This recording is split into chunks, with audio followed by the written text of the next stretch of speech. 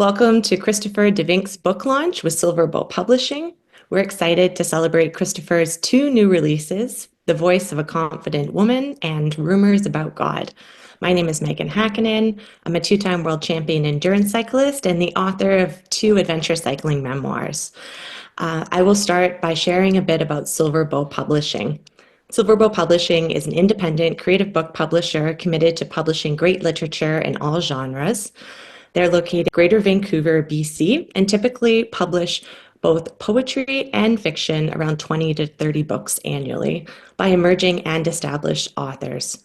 Candace Janes, poet laureate emerita for the City of New Westminster, as well as acclaimed visual artist, musician, singer, songwriter, reviewer, and presenter, is at the helm of Silver Bow as general manager. I'm going to pass things over to Candace to share a little bit more about working with Christopher before we jump into the launch.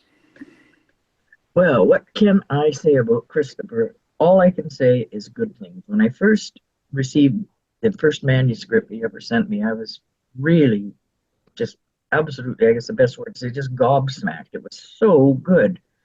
It was precise and yet it was flowing. It was everything a poet should be doing when he writes a poem. And you don't see that very often. So when I got the manuscript immediately, I sent a contract because I wanted it. I wanted to make sure we published it. And now these next two books we published also, they're every bit as entrancing and I guess motivating as the first one. Chris is just an amazing poet. So it's been my pleasure to work with him, and I hope to continue doing so in years to come. And I hope you will enjoy his presentation. And actually, I don't hope, I know you will. So thanks, Chris, for being here, and thanks, Megan, for taking the reins. Thanks for sharing a bit about working with Chris, Candace. I'll mention now that Chris's books, The Voice of a Confident Woman and Rumors About God, are available worldwide in ebook and print versions from Silver Bow Publishing, or you can ask them to order them in from your local bookstore. If you'd like a purchase of either book, please contact your local bookstore, or you can purchase them directly from the publisher if you prefer by visiting silverbowpublishing.com. The ebook version is available on Amazon. So without further ado, I'm really excited to introduce Christopher, who will share some readings with us. Thanks for joining us, Chris. I will kick things off by sharing your bio. Christopher DeVink is a husband, father, and grandfather. He earned his doctoral degree from Columbia University and devoted 40 years to his career in public education. His previous books have been published by HarperCollins, Doubleday, Macmillan, Hodder, Crossroads, Paulist, Loyola, and Upper Room. Over 200 of Christopher's op-ed essays have been published in the New York Times, the Wall Street Journal, the Chicago Tribune, USA Today, the Pittsburgh Post-Gazette, the NJ Record, the Dallas Morning News, the National Catholic Reporter, Reader's Digest, and Good Housekeeping. He is a contributing columnist for the Dallas Morning News. His first collection of poetry, Poems in Celebration of the Muse, was published by Silver Bow Press. And we're really excited to be here today and celebrate Chris's next two releases, The Voice of a Confident Woman and Rumors About God. Welcome, Chris. We'd love to hear from The Voice of a Confident Woman. Well, thank you so much. And Candace, thank you to Candace also for those kind words, and also for Silver Bow Publishing. When I sent her the manuscript, it just doesn't happen in publishing. She wrote right away. She sent a contract right away, and it meant so much to me that Candace knows poetry, and the gratitude I feel about these poems being published. It's really a great thing for me. And Megan, thank you too for being so professional doing these interviews, and and it's so you sent me a reminder yesterday, and I said to my wife, oh yeah, it's 7 o'clock. It's going to be 7 o'clock, and then I got oh no, bro, it's 4 o'clock. You should listen to Megan. So I'm grateful that you sent the reminder. These first poems are from the voice of a confident woman, and the whole book is really the voice of a woman. It's a first-person narrative from the point of view of a woman.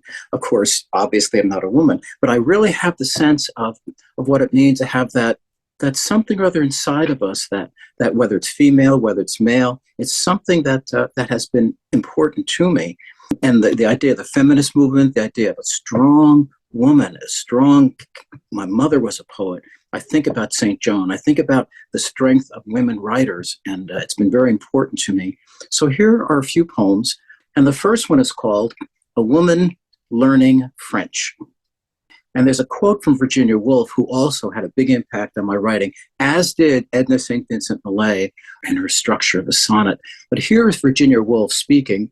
I begin to long for some little language, such as lovers use, broken words, inarticulate words, like the shuffling of feet on pavement. And here's a woman, she's speaking, a woman learning French. I leave it up to you to interpret me, as if I'm a foreign language, with strange sounding words from my breasts, with complicated passages, as if studying Latin. I'm foreign to other lands. India does not know the lavender of my skin. I heard that Japan thinks I'm just a bamboo fan, cooling the heat from your brow. I'm easy to understand. Just listen to the murmur in my throat when you caress the language of my body. My breasts are French, my legs German, the space between my thighs all of Asia. Bring the ship of your body. If you explore my continents, you will learn of my traditions and customs. The more you touch my breasts, the more your lips form words on my lips. You will begin to speak my language.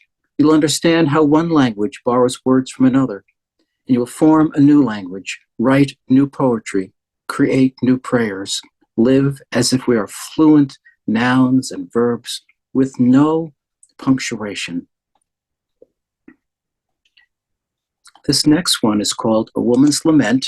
I do start with a quote from Edna St. Vincent Millay. Mine is the body that should die at sea. And of course, so ironic that she had such a tough life. Mine is the body that should die at sea. If I could choose, I'd live another way, spill water from the sea over my body and become a fish. Cover my body with blue scales, inhale the water through my gills, wear pearls and coral, abandon the shape of my breasts, and be more fish than woman. I'd writhe on the beach sand in the dying air, and hope you would come and toss me back into the sea foam of your passion. I'm not built for nets or for glass aquarium to be admired. I'm meant to bathe in the currents of your body. Leap above the surface of your chest. Expose my body to your sun. I do not wish to be speared. I do not wish to endure a hook in my mouth. I do not want to be mounted on a wall. I wish I could belong inside your tumbling sea and be your only lover.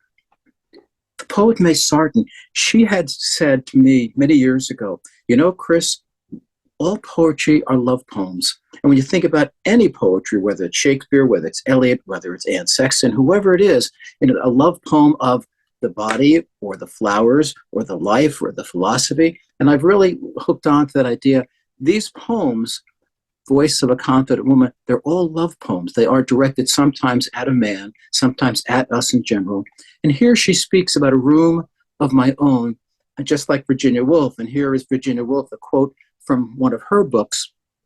Yield to that strange passion which sends you madly whirling round the room. It is from her book, A Room of My Own. I'll read it again. It's such a beautiful quote. Virginia Woolf, yield to that strange passion which sends you madly whirling round the room. And here's the poem. I live inside my body. I arrange my room to the light so the light bathes my dreams evenly. If you want to make yourself comfortable, sit here beside me and tell me about your room. Is it filled with the memory of books? Do you feel the touch of a man on your skin? How many plants are growing in your room? I hope you have an orchid. You might think my body is made of wood and plaster. You might think my walls are too empty and cold. The heat is balanced. There's a single door with oiled hinges. Come into my body. There is room enough. Come into my body. There's room enough. The invitation of a woman. And here's a little note, a woman's note to her lover. And again, when you think about poetry and when you think about what you want to communicate to somebody, this little book, The Voice of a Confident Woman, what a wonderful, not to sell my book, what a wonderful little gift to give to the man that you love, give to the person you want to marry or want to fall in love with, or for this book to be given to you by a man. I understand what it means to be a woman. To find a note like this on your pillow from the man that you love, or to find this note on your bed from the woman that you love. Here's the note, a woman's note to her lover.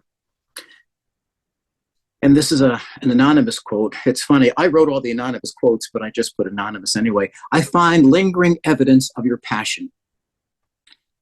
Last night, the stain of your love seeped through the cloth of my skin, spread deep within the material. Your liquid substance, a fluid expression churned up with the purpose of leaving your body to enter my body, was an exchange, like moonlight blending with sunlight at dawn, illuminating the horizon with a red and yellow glaze on the world. You are the horizon's light on my legs, on my arms, on my breasts and hips. I seek the mark you left behind. I have been baptized with your body. You are indelible. Isn't it lovely for a woman to say to the man she loves, to the woman she loves, to the partner she loves, I seek your mark. I have been baptized with your body. You are indelible. It's such a lovely line, not just because I wrote it. It's such a lovely line to say to your lover that you are indelible. And here's a poem about independence, and I'm very, very strong about independence. My wife, my daughter, my granddaughter, Indigo, is 3 years old, and boy, is she an independent woman. She is full of independence, and I admire that already. And here's a quote from Simone de Beauvoir. I am too intelligent, too demanding, and too resourceful for anyone to be able to take charge of me entirely. No one knows me or loves me completely. I have only myself. Such a beautiful line. My books, my poetry, this book in particular, is right a celebration of feminism, celebration of women, celebration of strong women. And here is a woman of independence. I belong to no man. I do not break. I'm not fragile as glass. If you place a seed in my mouth, I'll spit out the garden of you. I bathe in the water of my books. I eat the fruit that dangles from my pen. If I desire a caress, I check for the turbulence of the air. If I'm hungry, I eat the memory of you and wipe my lips with my independence. If I desire a caress, I check for the turbulence in the air.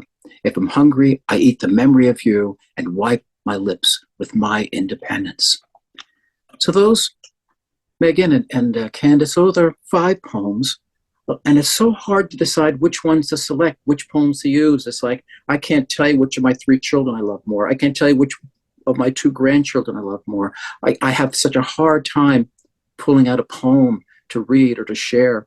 I just hope that these 5 poems give you a little sense of what that book is.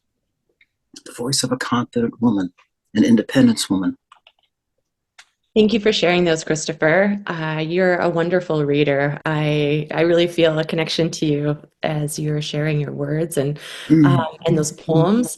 I noticed that you use a lot of quotes, and I was wondering if you could share a little bit about your process for that. Do you track quotes that resonate with you and then, bring them back to your writing desk to kind of inspire your work, or just how and why do you incorporate the quotes? It's such a good question. And again, nobody asked me these questions. I just think it's delighted. If you look behind me, you see my bookshelf. And behind my bookshelf are the books that I use mostly for reference. It's the books I've used, books I've read for 30 years. I've always underlined passages, or I put a little P next to a place, and the P means this will make a nice idea for a poem. So what I do, I write the poem first, and then I hunt for a quote that fits. And I'll go back to Virginia Woolf, or I'll go back to Mary Oliver, or go back, oh yeah, I remember this, I remember that. And I just think a quote at the beginning of the poem, I almost feel now like it's a naked poem without the quote, because I've been doing it for so long. I love the juxtaposition of a quote with a poem. I also sometimes look for a painting that matches the poem also. I do that a lot too. For my own personal files, the paintings are not in the public domain, many of them, and I just like matching. But poetry is matching. The Surrealist poetry that I've been reading recently, so much so too, you take a seemingly incongruous the object of a pen, and you put it next to the object of a banana, and you put them together and you have something else. It's like water, H2O. You put hydrogen, oxygen together, you have a new something. So the quote itself, I think, enhances the poem. I think it introduces the poem or gets the reader into a mindset of there's something. And with the rumors about God in the next book, what I did, I just took out quotes from the Bible. Thank you for sharing that reading, Chris, and a bit more about how you use quotes to inspire your work. We can roll right into the next collection, Rumors About God. I will pass things over to you to share a few readings from this. Okay, great. Thanks, Megan. And I do want to say before that, what is so interesting, that Candace had taken those first two books, this next book about women and passion and sex and beauty, and then to have a collection about God. It's such a wonderful contrast because I've always felt the combination of the physical and the spiritual. So Rumors About God is very much a spiritual. The book Women, Confident Women, is about the physical and the passion and the love. And so it's a wonderful combination. The two books, it's a wonderful, wonderful match of a spirit and body. So I'm just delighted that Candace took both books, and people can, some people might be little concerned or not concerned, a little embarrassed. My poems are very sexual and very sensual and very passionate, but they're all love poems. But then you have this poem about God. And here's a quote. Jesus said to him, "I am the way and the truth and the life." And here's, I heard rumors. I heard God plays a violin made of pearls and strings of ivy. Each time he plays, flowers drop from his lips and kiss the earth, and the music laughs. I heard God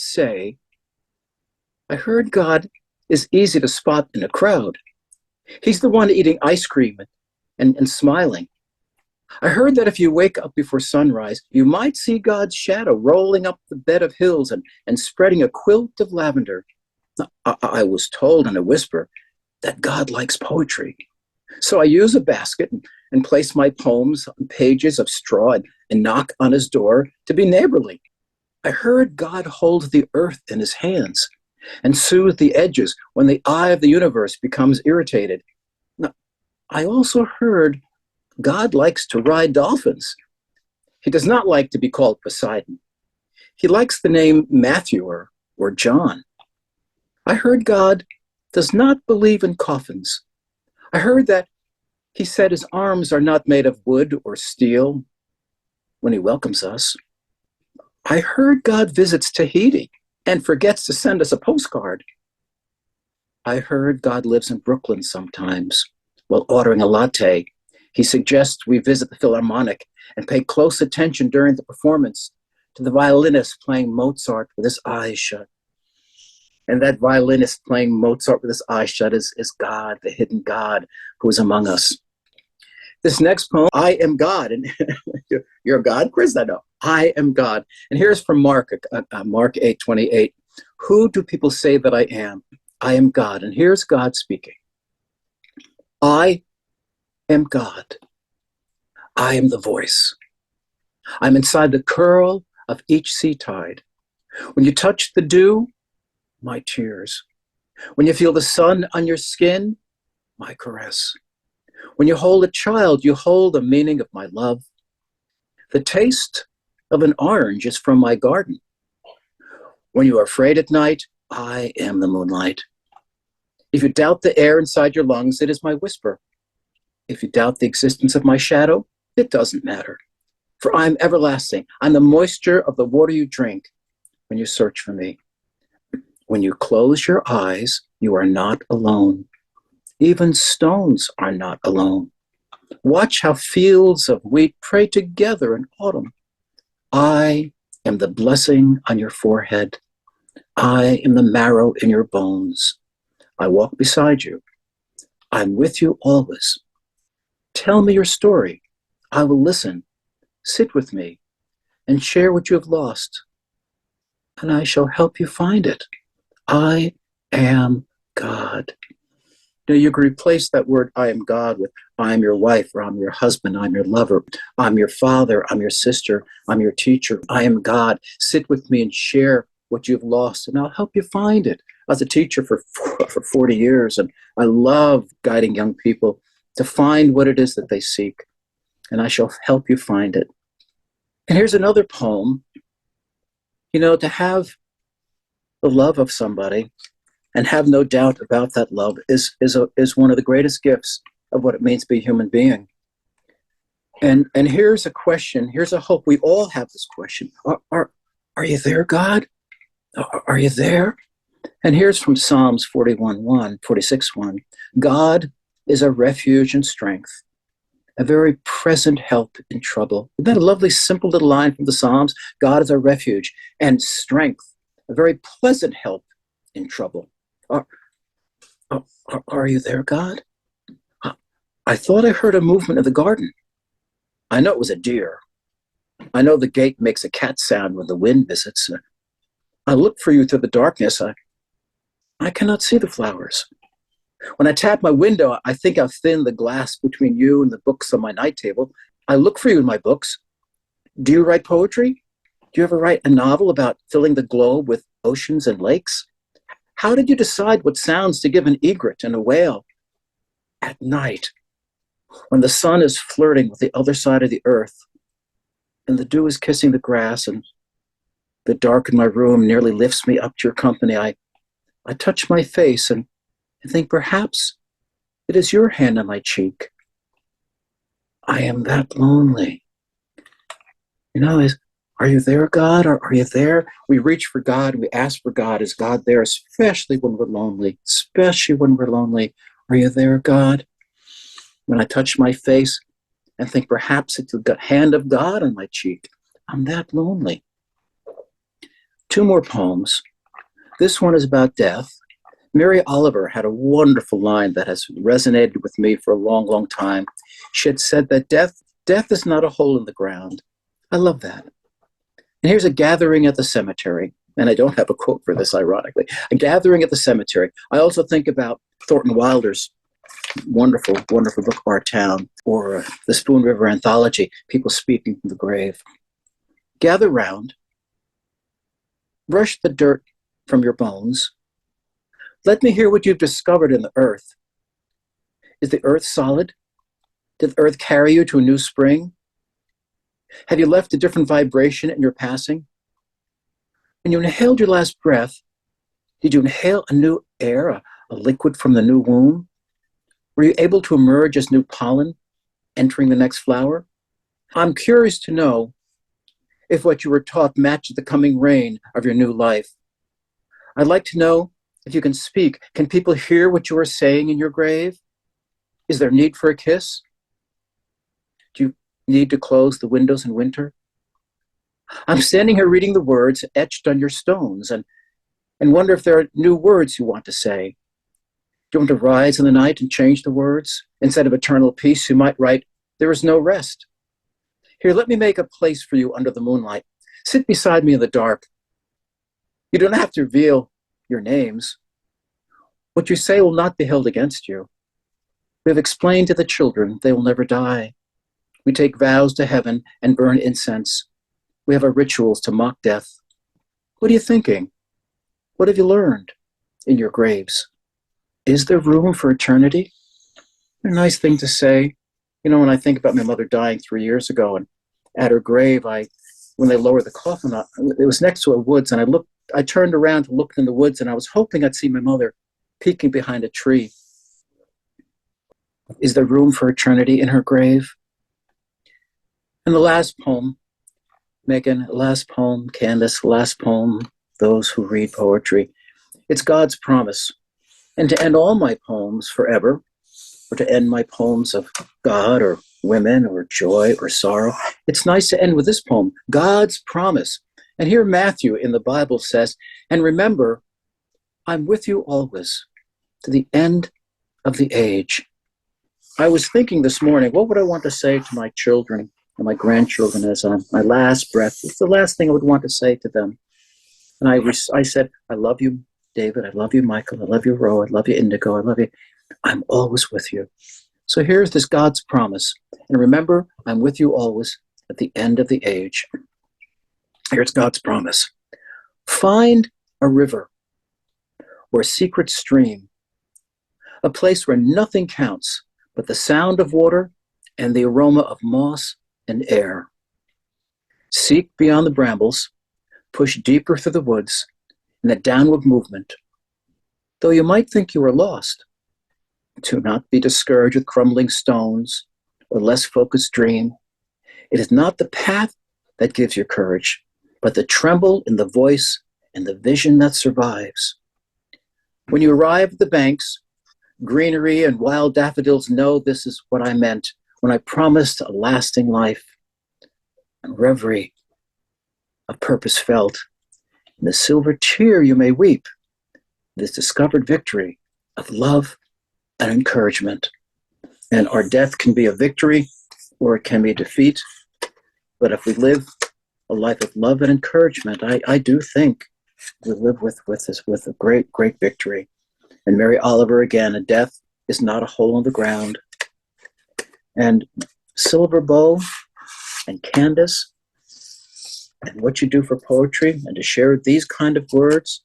And I'd said to my mother always, my mother gave me the vision of a poet.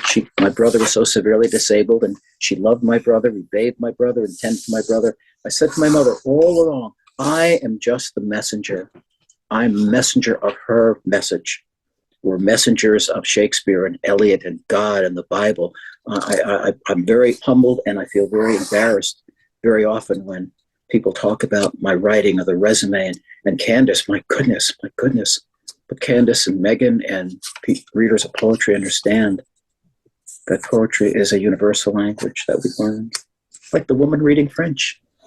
Anyway. It sure is. It's a language. Normally I don't ever read a poem, but I'm going to read this one. And actually, my latest book is a small book. I put out a small little Wonderful. Small Voice of Soul, and I think this poem will basically end up kind of exclamation marking yours or fitting in with it, and it's called Forever Young and Beautiful.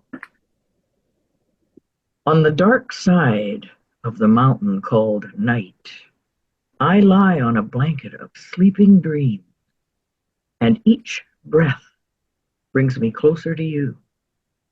In this place of long swaying shadows, I stumble into the arms of yesterday, and I see you in a painting being painted by my ghost that lives in another dimension. I am the surgeon of the palette knife. I am the seamstress of the brush. I am the mix and tincture of the color. You are the masterpiece I have created in my memory, my mind, and my being.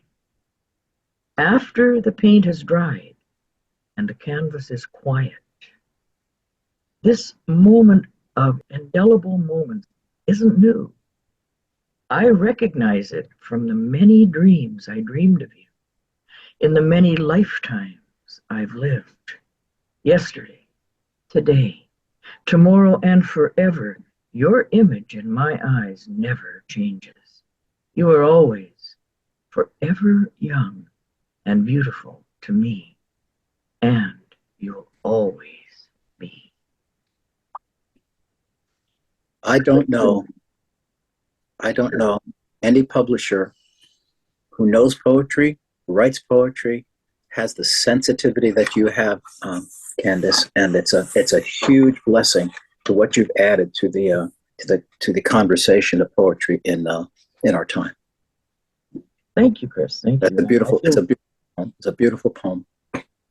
Yeah, I kind of liked it. I like to think of everything that I love being young and beautiful forever. And the seam of the brush, the seams of the brush, I love that. My mother was 99 years old, and she said, "But I still feel like I'm 20 years old. I'm still 20 years old," and I understand that. So Yeah. you're Anyway, blessed. sorry to butt in there, Megan. You can No, go I'm ahead. so pleased. So I thought it was great. That was wonderful. Thank you so much, Candace. I was thrilled to hear from you as well. Um, Before we wrap up, I was wondering, Chris, if you could tell us any more about what inspired this collection, Rumors. Well, it's interesting, and I think I might have said it before, but Fred Rogers, Mr. Rogers' Neighborhood, he was my closest personal friend. I was his closest personal friend for 18 years. And Fred, we were in his house in Nantucket, no, Martha's Vineyard. Martha's Vineyard or Nantucket? Nantucket. And it was getting dark, and we didn't turn the lights on. It's getting darker and darker. And he said to me, well, Chris, how does God play a role in your writing? And I was stunned by that question because nobody ever asked me that question before. I was also listening to Bach at the same time, the Brandenburg Concertos, a few weeks before I went to see Fred on my many visits. And the combination of Bach, Brandenburg Concerto, the combination of Fred asking me about God. I've always written poems about God, but I keep them even more hidden than my poetry about women and breasts and beautiful and sex. And I just have a very funny relationship with religion. There's a God-made religion and a man-made religion. I've been very discouraged by the man-made religion, all the rules and regulations and all the silliness. That's not what Jesus would do. So the writing about poetry, my mom wrote lots of poems about God. Her poetry is considered Christian poetry and Catholic, not Catholic poetry, but religious poetry. But I do find that if you write poetry, you almost can't avoid writing about the spiritual. You almost can't avoid writing about God. And every poet that I've ever read is always writing about God in one way or another. So it just kind of naturally slips in. I don't plan in the morning. Today I'm going to write a poem about the ocean or the shells, and tomorrow I'm going to write a poem about God, or tomorrow I just wound up writing a lot of poems about God. And when Candace was so interested in my work, I went through my collection and I found all these poems about God from the last 10, 15 years, and they fit together very well. So that's how I came about writing that particular book also. It just is naturally born and naturally guided by partly experience with writing, but also partly guided by God. I really do believe that the creative world is mixed up with God's interference. Oh, that's beautiful. Thanks for sharing a bit about how this collection came together and the people who have influenced and inspired you, like your mother and Mr. Rogers. And it was a treat to hear from you read today, Christopher. I'd like to remind everybody that The Voice of a Confident Woman and Rumors About God are available worldwide in ebook and print versions. If you'd like to purchase a print version of either book, please contact your local retail bookstore and ask them to order a copy of the book in from Ingram Spark iPage catalog. You can also purchase the books directly from the publisher, Silverbow, if you prefer, at silverbowpublishing.com, and the ebook versions are available on Amazon. We'll just wrap up by, congratulating Chris on these 2 new releases. I'm sure he'll be back at his desk writing more poetry the second we wrap up this launch. And thank Candace for all of her hard work and bringing these collections out into the world. Have a And good thank you, Megan. Thank you, Candace. This is wonderful.